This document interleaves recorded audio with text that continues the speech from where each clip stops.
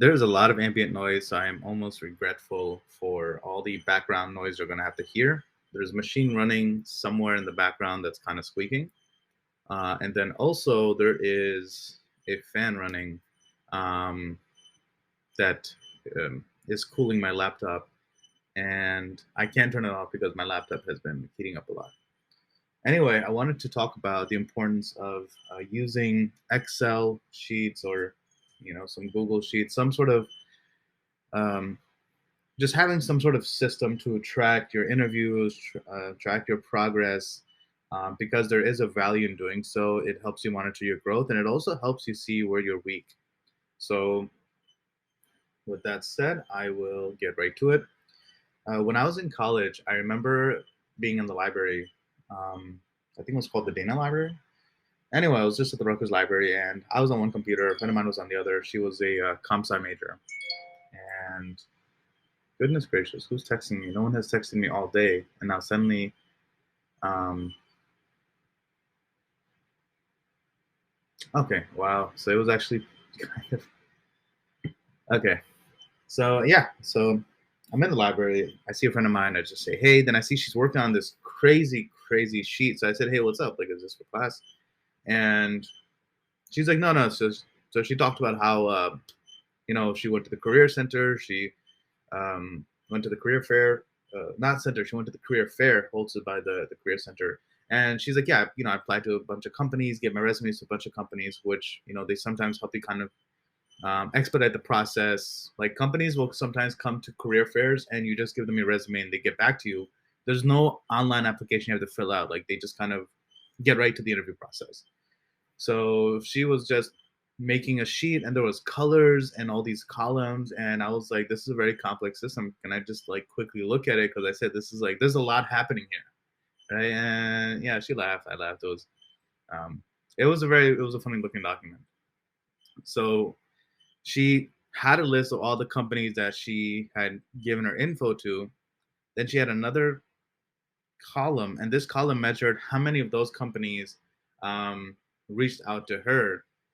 And then there was another column for how many companies that after they made contact had like a phone call, right? Like they reached out over email or phone to set up a conversation. How many of those actually got to the conversation stage? And then she was like measuring, okay, and how many of those got to another stage? And then that's what it was. Like it was just a dashboard in a way that's measuring her progress.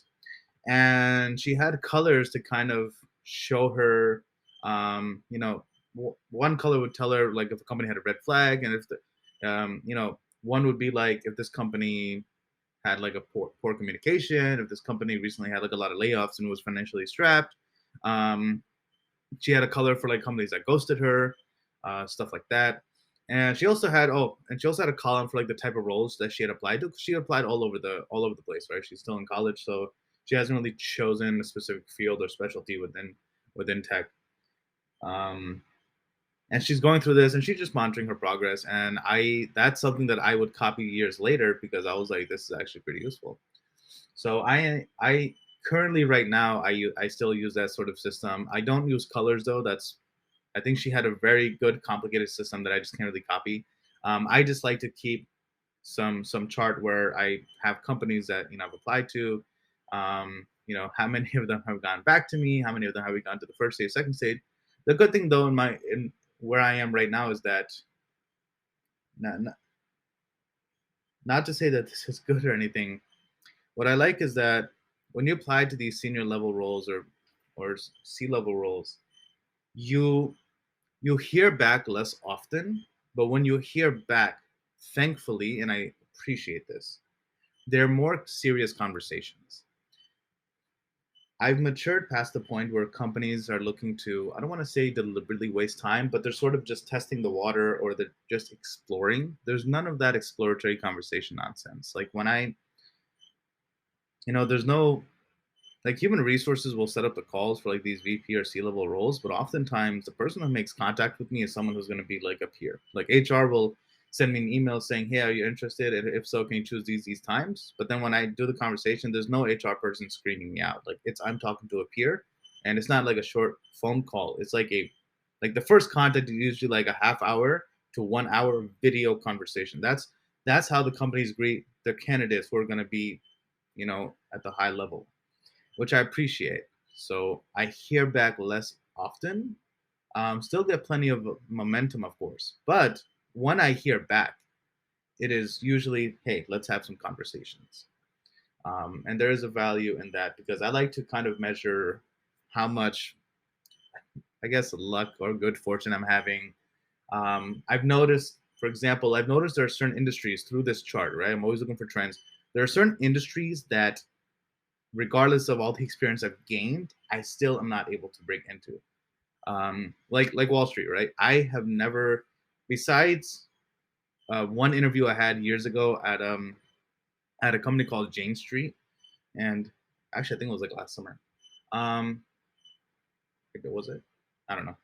So besides like Jane Street and some encounters with like JPMC, which isn't to say that that bank is like Wall Street, but yeah, anything fintech related, like I have done work for them, but I've noticed they've never, if a high level role opens up, I've never been able to get into anything VC related, banking related, uh, any of the, uh, um, stock exchanges or anything like that.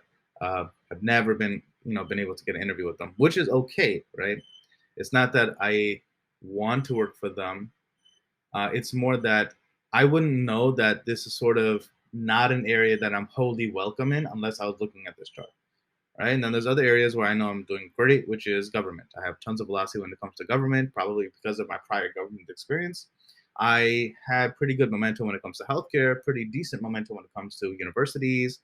Um, so just areas where I'm able to see what areas I really thrive in, or I interview well in, like I'm hearing back from them, which is good, and then I'm also progressing pretty far in, versus other industries where I see I'm either not hearing back, or if I hear back after like one or two conversations were done. And it also comes down to localities. Like I've noticed that there are certain cities that um, don't I don't really hear back from.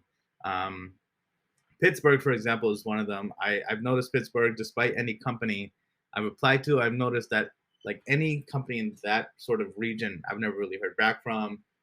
Cleveland, Columbus area is another region. It used to be Chicago, but I've actually been doing pretty well with Chicago recently, so I'm not going to count that. Boulder, Colorado, is another region where like there's plenty of activity happening, but I've noticed when I look at the work I put in, I'm not really seeing that ROI. And then there's, thanks to this spreadsheet, I'm noticing, there are cities I do really well in, right? Like the Research Triangle, New York City, the Bay Area, the DFW area, um, Philly, and I think that might be it. Like these are the 4 or 5 metropolitan areas where I probably do like the best in. I hear back a lot. So I won't dictate what tool to use, but I will say that there is a value in recording, your interview progress, what companies you're talking to, how long, for example. I mean, the student that I copied, like her spreadsheet even said like when she first like gave them her resume, when they got back to her, and she even judged them based on how long it took them to get back to her, right? Like she would put that under like, do they have good communication skills? Do they have good priorities? So I try to keep mine just a few columns. I don't try to make it too heavy. But it's also a living document that I've had for years, so it's also extremely long. Where like I keep having to make like a new tab every month or so. Um, and yeah, you should have some sort of system, right? Keep track of companies you're talking to. Keep track of when you made contact with them, when you submitted yourself to them, and also leave yourself little comments. Like after each conversation, you should leave yourself comments that, hey, I felt like the company asked these questions which aren't so great or make no sense, right? You should have a column just for like in between interviews, right? If you have your first interview, then right after it, before you put a column for your second interview, have a section for comments. Be like, these are the notes I had. Someone made some like, I got some weird energy from this person. I didn't like that person's way of questioning me, or that person didn't have my resume, which might be a red flag because like, why are you interviewing someone if you don't know anything about them, right? Right? They shouldn't memorize it or know from memory. But if they don't even know, if you've had 2 internships on your resume and that's all you have, and someone still, doesn't even know that you've done that, right? That's a red flag, and I consider that a red flag too. Right? I have 4 or 5 I have a 4 to 5 page CV. I don't expect people to know everything on it, right? Because I wouldn't expect that of myself. But when people say, "Oh, you worked in government," I'm just like, "Come on, man." I was in government for like 2 years. Or they say, "Oh, you have experience in higher education." I'm like, seriously, right? Or you know, but healthcare. I'm like, again, like you guys are talking about things that are sort of very, very well known and spoken about in my CV. Like I have intelligently crafted something that tells my story. You don't have to memorize the names of my employers. You don't even have to memorize the location, but you can't, in the back of your head, you can't just say Mohammed, government, healthcare, higher education consultant guy. That doesn't look good. So make sure you're recording comments, and also not just comments for the interviewers, but also comments about yourself. Say, hey, they asked this question. I should know the answers. I need to work on this. All right. So this spreadsheet, it's something that you should create. You should invest your time in, because years later, I mean, I've been using this for years. Uh, you're going to be thankful that you did. Especially because at one point in my career, I noticed something thanks to this sheet that I wouldn't have noticed otherwise. And I would have spent a long, long time going in the wrong direction, putting in a lot of time and energy towards something that would have probably been a little bit of a fruitless endeavor. So, just to give a quick example, I was at a turning point in my career where I was very experienced in one role, and I wanted to go into a more senior level role. So I was applying to companies, and I'm using this spreadsheet, and I noticed I was very happy, right? Because I was hearing back from, like, I guess to give an example, say I was a director and I was applying to a lot of director roles, but also senior director roles, right? Because I was sort of at the edge of a director where, like, I felt like I had enough director level experience, but I wasn't sure yet. So I was applying to other director roles for sort of, um, similar level jump, and then also senior director roles. And what I noticed was, and this was strange, I started applying to more senior director roles because I was hearing back from a lot of them. But when I looked at my sheet, I had this weird epiphany. I noticed after like a month of, applying and interviewing and what have you, I noticed I'm hearing back from a lot of senior director level jobs, but I'm progressing more with director level roles. So what does that mean? That means I might think that I'm fit for senior director level roles right now, but the market has spoken, right? If I'm looking at a trend, if I'm applying to two different levels and I'm hearing back from one, but I'm getting more traction or getting further with the other, where should my time be spent?